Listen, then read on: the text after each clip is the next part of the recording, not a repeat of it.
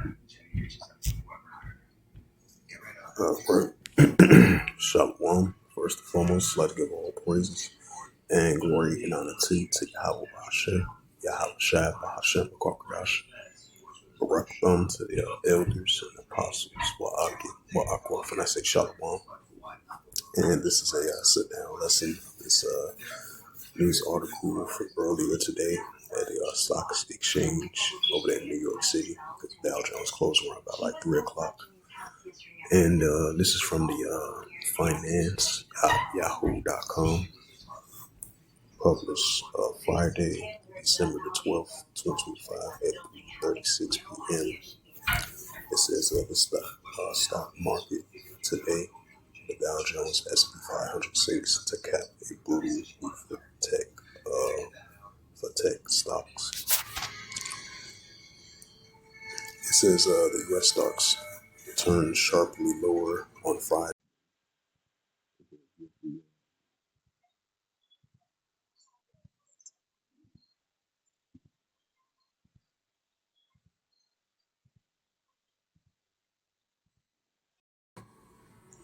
It says with the U.S. stocks turned sharply lower on Friday, with the Nasdaq leading a way to lower, amending a broader rotation from tech to value names.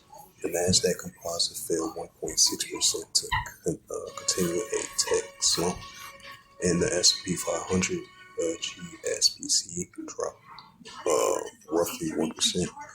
One day after a surging above 6,900 levels for the first time, the Dow Jones Industrial Average, which includes a few tech stocks, slipped 0.5%. It says Friday's move cemented a brutal week for the tech stock, and in particular with the Nasdaq down 1.6% and the S&P 500 down 1%. The Dow's buckled a weekly trend rising to 1% for the week. Right, that's the Dow Jones Industrial Average was down 245.96 points and negative 0.51%. Treasury yield rose with a 10-year led the and X stepped up higher to top 4.18%, and the 30-year yield rose above 4.85%. It says investors are switching out of the tech as it fears about an AI over valuation getting a reboost as a Broadcom followed a Oracle and delivered earnings that left Wall Street wanting more. The chip maker fails to deliver a clarity on an AI payoff, stirring concerns about the tighter profit margins. Instead, its shares dropped 10% Friday despite their quarterly earnings. It says at the same time, the Shanklin stocks, those more sensitive to the economy, got a bid following a Federal Reserve third interest rate cut of the year. Expect easing comes amending optimistic for U.S. growth, healthy driving a broader bullish for stocks. The rate cut also helps drive gold prices. This is the GCF to touch a fresh record as a curious metal is set for a best since 1979. This is last Friday. President Trump indicated that consider Kevin Hadsad the front runner for the next Fed chair after Jeremy Powell terms expires in May. Ms. Trump says Kevin Rush is also contentious for the world, which have been closely watched for its influence on the monetary policy next year. On the corporate front, the Lulu shares a share more than 9% after the athletic wear maker CEO Calvin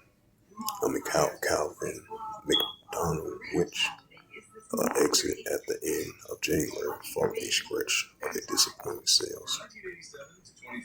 It says today at 3:03 p.m. Central Standard Time, published by Ian's Theory, is a stock retreats as investor sells tech.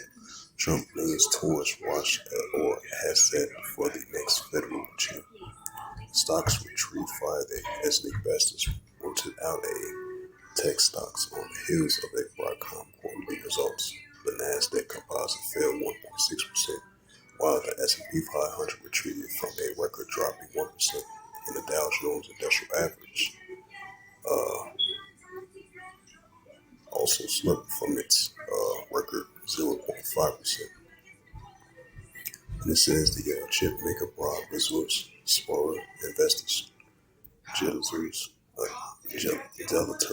if I pronounced that right, about the AI trade and sending tech stocks lower.